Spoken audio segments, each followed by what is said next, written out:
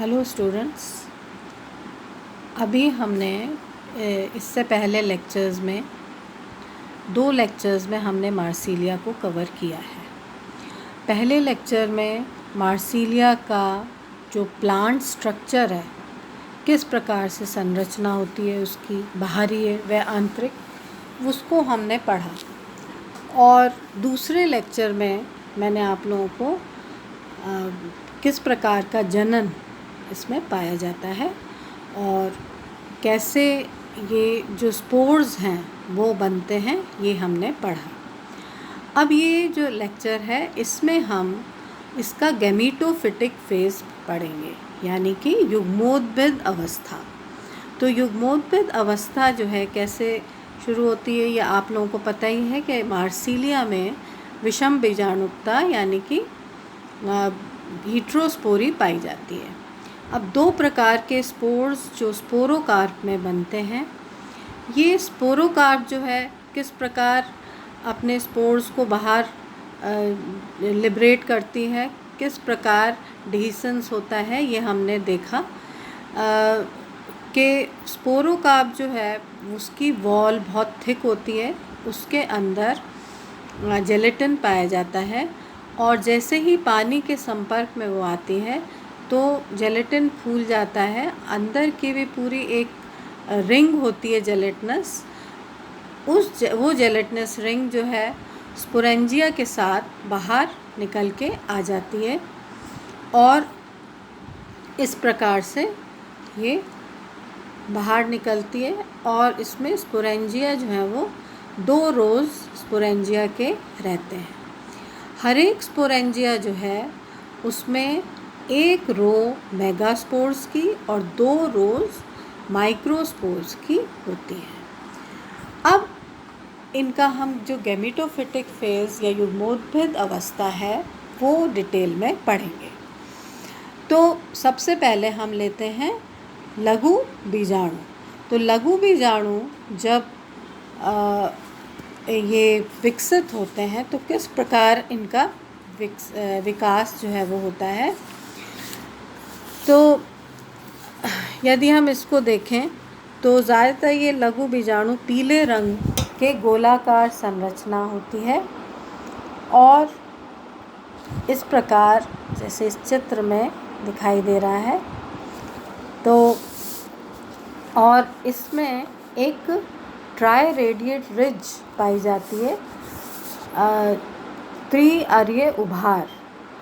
यहाँ से ये जो है इसमें केंद्रक इसके अंदर है वो इसमें पाया जाता है और सघन कोशिका द्रव्य भी पाया जाता है जिसमें कि स्टार्च ग्रैन्यूल्स पाए जाते हैं।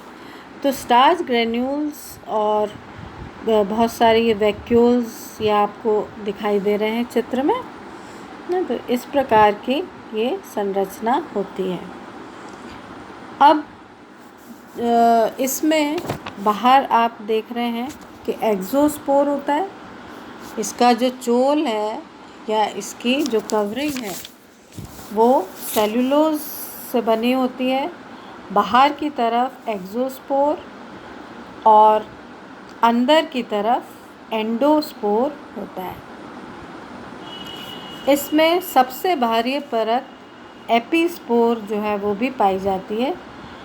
ये ट्रांसपेरेंट होती है और ये डिहिसेंस या विकिरण में कार्य करती है, सहायक होती है। अब जैसे ही ये स्पोर्स जो हैं वो लिबरेट होते हैं तो ये अंकुरण शुरू कर देता है। तो ये विकास जो है वो किस प्रकार का होता है। सबसे पहले ये मेल प्रोथैलियल सेल का निर्माण होता है। ये जो सेल है ये छोटी सी यहाँ ये वाली, इसको प्रोथैलियल सेल कहते हैं और ये ऊपर की तरफ ये जो है इसको एपिकल सेल या शीर्ष कोशिका कहते हैं। अब ये जो प्रोथैलियल सेल है इसमें कोई डिवीज़न नहीं होता, केवल एपिकल सेल जो है वो दो में डिवाइड करती है, दोनों को एंथ्रीडियल इनिशियल कहा जाता है। अब ये जो एंथ्रीडियल इनिशियल है हर एक, उसमें सबसे पहले एक ओब्लिक डिवीज़न होता है। तो देखिए ये इस प्रकार से ये ओब्लिक डिवीज़न हुआ, ये वाला है ना। इस वाली सेल में भी ये ओब्लिक डिवीज़न हुआ, इससे दो सेल्स बनी। उसके बाद वापस से एक और ओब्लिक डिवीज़न हुआ, जिससे फिर ये दो सेल्स बनी बाहर की तरफ और एक अंदर। इस वाली सेल में भी दो और बाहर अंदर। फिर वापस से तीसरा डिवीज़न होता है।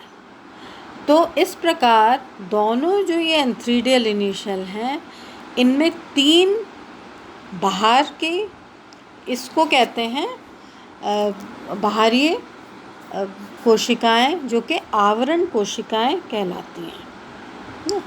ये आवरण कोशिकाएं कहलाती हैं। और अंदर के ये जो है ये एंथ्रीडियल इनिशियल कहलाती है। तो बाहर की जो है वो इसका स्पोर वॉल या जैकेट सेल्स कहलाती है ना। बाहर की जो तीन सेल्स हैं वो जैकेट सेल्स, और तो इसका मतलब 6 जो हैं वो तो जैकेट सेल्स हो गई, क्योंकि 2 एंथ्रीडियल सेल है और 2 एंथ्रीडियल इनिशियल्स हो। अब ये जो बीच की सेल्स होती हैं, जिनको प्राइमरी एंड्रोगोनियल सेल्स कहते हैं, ये दो जो होती हैं, ये डिवाइड करके और एंड्रोसाइट्स बनाती हैं, जैसे कि इस चित्र में स्पष्ट है ना। इस प्रकार से ये सेल्स इसने बनाई ना। देखिए ये दो कोशिकाएं हैं, इनको हम क्या कह रहे हैं, प्राइमरी एंड्रोगोनियल सेल्स। और बाहर की जो 6 सेल्स हैं ये वाली, ये जैकेट सेल्स। अब ये जो प्राइमरी एंड्रोगोनियल सेल्स हैं, ये डिवाइड करके यहाँ पे ये देखिए बहुत सारी एंथ्रोसाइट्स इन्होंने बनाई। ज़्यादातर हर एक जो एंड्रोगोनियल सेल है वो डिवाइड करके 16 एंड्रोसाइट्स बनाती है। और एंड्रोसाइट्स हर एक, फिर एंड्रोसाइट जो है वो एक पुमणु या एंथ्रोजॉइड का निर्माण करती है। तो इस प्रकार एक माइक्रोस्पोर जो है उससे 32 एंथ्रोजॉइड्स या पुमणु का निर्माण होता है। पुमणु जो हैं वो किस प्रकार के होते हैं, जैसे चित्र से आपको दिखाई दे रहा है, इसको हम देख सकते हैं कि पुमणु के 2 भाग होते हैं ना। ये 2 भाग होते हैं, एक तो ये वाला जो ये वेसिकल कहलाता है, और ये सीलियाँ हैं जो कि इसको मूवमेंट में सहायक होते हैं, चलने में सहायक होते हैं, गतिशीलता देते हैं। इसमें जनरली जो सीलिया होते हैं वो 9 से 12 सीलिया होते हैं। और इसमें ये जो गोलाकार संरचना है ये वेसिकल कहलाती है। गोलाकार आशून्य इसको कहते हैं। और ये इसको एक पानी के अंदर जो है, जल में ये तैरने में सहायक होती है। तो इस प्रकार इसकी जो संरचना है वो है। अब हम लेते हैं फीमेल गैमेटोफाइट, यानी कि गुरु बीजाणु का डेवलपमेंट। गुरु बीजाणु जो है उसमें देखिए इस प्रकार से ये आकार बड़ा होता है इसका, और इसकी यदि हम संरचना देखें तो किस प्रकार का होता है, ये एलिप्सॉइडल होता है और इसमें भी एक एंटीरियर पोल होता है, अग्र ध्रुव, जिसमें पेपिला होता है, प्रोट्यूबरेंस होते हैं जिसको पेपिला कहते हैं। और ये पेपिला ही है जहाँ पे आर्किगोनिया या पुंधानी का निर्माण होता है। अब ये जो स्त्रीधानी है वो उसका निर्माण जब होता है तो उससे पहले यहाँ 2 सेल्स बनती हैं, जैसे कि ये दिखाई दे रहा है चित्र में, स्पष्ट है कि ये ऊपर की जो है ये आर्किगोनियल इनिशियल स्त्रीधानी प्रारंभिका कोशिका कहलाती है, और ये जो है ये प्रोथैलियल सेल कहलाती है। प्रोथैलियल सेल जो है ये न्यूट्रिशन जो है इसमें होता है, न्यूट्रिटिव सेल है। ये जो बढ़ती हुई आर्किगोनिया है इसको न्यूट्रिशन देने का कार्य करती है। अब इसमें जो आर्किगोनियल इनिशियल है इसमें एक ट्रांसवर्स डिवीज़न होता है, अनुप्रस्थ जो होता है काट होता है, जिसके अंदर ऊपर की तरफ एपिकल सेल और नीचे बेसल सेल का निर्माण होता है। उसके बाद ये जो साइड में जो ऊपरी एपिकल सेल है उसमें कोशिकाएं चारों तरफ बनती हैं और बीच में एक ये सेंट्रल कोशिका रह जाती है। ये देखिए, ये लेटरल कोशिका, लेटरल सेल्स बन गई और बीच में एक सेंट्रल सेल बन गई। तो शीर्ष जो कोशिका है वो विभाजित होकर 3 तो पेरिफेरल सेल्स बनाती है या लेटरल सेल्स जिन्हें हम कहते हैं, ये 3 होती हैं, और बीच की एक सेल जो कि सेंट्रल या केंद्रीय कोशिका होती है वो बनती है। ये आर्किगोनिया का निर्माण फिर करती है। अब जैसे कि इसमें क्या होता है, जो आर्किगोनियल इनिशियल है उसमें ऊपर की तरफ एक कवर सेल बनी, देखिए ये कवर सेल, और ये लेटरल सेल्स हैं और बीच में ये इनर सेल बन गई। ऊपर की जो कवर सेल है वो डिवाइड करके नेक इनिशियल्स बनाती है, और ये जो नेक इनिशियल है ये प्राइमरी कवर सेल और सेंट्रल सेल। फिर प्राइमरी जो कवर सेल है वो 4 नेक इनिशियल्स और का निर्माण करती है, और ये जो नेक इनिशियल्स जब बनते हैं तब ये जो इनर सेल है उसमें भी 2 सेल्स बनती हैं, जो कि एक ऊपर की तरफ उसको कहते हैं नेक कैनाल सेल, और नीचे की जो है उसको कहते हैं वेंटर सेल। अब जैसे इस चित्र में स्पष्ट है, तो नेक कैनाल सेल जो है वो इसमें एक ही रहती है, और फिर ये जो वेंटर सेल है ये 2 में डिवाइड करती है, एक वेंटर कैनाल सेल और एक एग सेल। तो वेंटर कैनाल सेल और एग सेल बनाती है।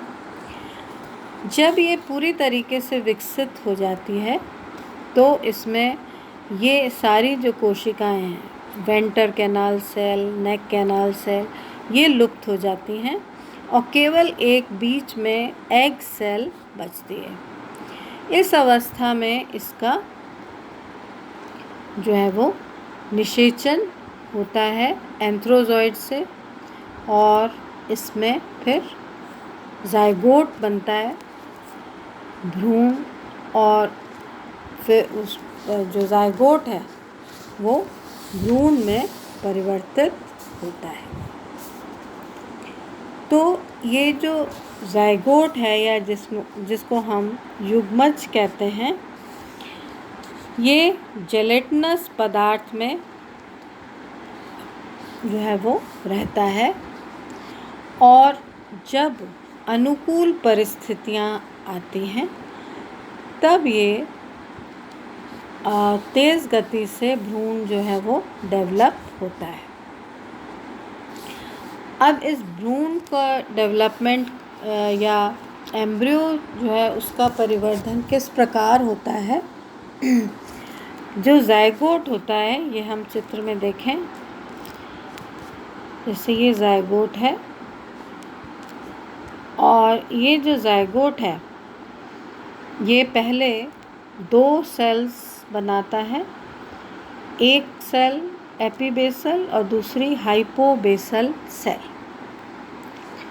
फिर हर एक में दोनों सेल में ट्रांसवर्स डिवीज़न होता है जिससे कि 4 कोशिकाओं का निर्माण होता है। ये जो 4 कोशिकाएं हैं, एक जो कोशिका है वो रूट का निर्माण करती है, दूसरी फुट का, और तीसरी स्टेम, और चौथी लीफ या पत्ती। तो इस प्रकार ये 4 जो मेन ऑर्गन्स हैं एक एम्ब्रियो के, उनका डेवलपमेंट इन 4 कोशिकाओं से होता है। 4 कोशिकाओं में फिर फर्दर डिविजन्स होते हैं और जैसे कि इस चित्र में दिखाई दे रहा है, जैसे देखिए रूट बना, कॉटलिडन या लीफ, कॉटलिडन को फर्स्ट लीफ कहा जाता है, और ये स्टेम और ये फुट जो है वो एब्जॉर्प्शन का कार्य करता है। जो विकास होने के लिए भ्रूण को न्यूट्रिशन की आवश्यकता है, वो फुट के द्वारा जो इसमें प्रोथैलियल सेल में जो न्यूट्रिशन होता है वो यहाँ तक पहुँचता है और फिर ये परिवर्धन करके नया प्लांट जो है वो बना देता है, एडल्ट प्लांट। तो इस प्रकार यदि हम इसकी लाइफ साइकिल को देखें मार्सिलिया की, तो मार्सिलिया एक स्पोरोफाइट है, बीजाणुभिद, और इसमें हमने देखा कि किस प्रकार ये स्पोरोकार्प बनता है। ये स्पोरोकार्प जो है उसके अंदर ही दोनों प्रकार के बीजाणुधानियाँ बनती हैं, मेगास्पोरेंजिया और माइक्रोस्पोरेंजिया, मेगास्पोरेंजिया, माइक्रोस्पोरेंजिया। हर एक में मियोसिस होता है, दोनों में मियोसिस या अर्धसूत्री विभाजन होता है, जिससे कि मेगास्पोरेंजियम में तो 4 मेगास्पोर्स का निर्माण होता है एक में, जबकि माइक्रोस्पोरेंजियम में कई माइक्रोस्पोर्स बनते हैं। और क्योंकि ये मियोसिस से या अर्धसूत्री विभाजन से बने, इसलिए ये हैप्लॉइड हैं। अब ये जो हैप्लॉइड हैं ये फीमेल गैमीटोफाइट बनाते हैं। फीमेल गैमीटोफाइट, जैसे हमने देखा, इसका निर्माण होता है, इसमें आर्किगोनिया उत्पन्न होते हैं, जबकि माइक्रोस्पोर में एंथ्रोजॉइड्स। अब आर्किगोनिया और एंथ्रीडियम में एंथ्रोजॉइड्स से फर्टिलाइजेशन से, निषेचन से जो है वो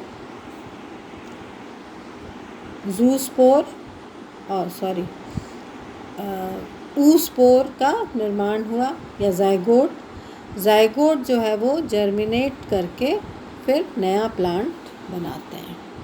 तो इस प्रकार जो मार्सिलिया है वो टेरिडोफाइट का सबसे विकसित वर्ग का मेंबर है, और ये क्योंकि टेरोफाइटा का मेंबर है तो इसमें सारे जो विकसित कैरेक्टर्स हैं, जैसे लेप्टोस्पोरेंजिएट डेवलपमेंट और सर्सिनेट वर्नेशन, और ये जो पिथ है वो प्रेजेंट होना वेस्कुलर बंडल में, तो इस प्रकार से सारे विकसित जो कैरेक्टर्स हैं ये इसमें पाए जाते हैं। मार्सिलिया में। अब इसके बाद हम लेंगे नेक्स्ट उसमें जिम्नोस्पर्म्स के बारे में हम पढ़ेंगे।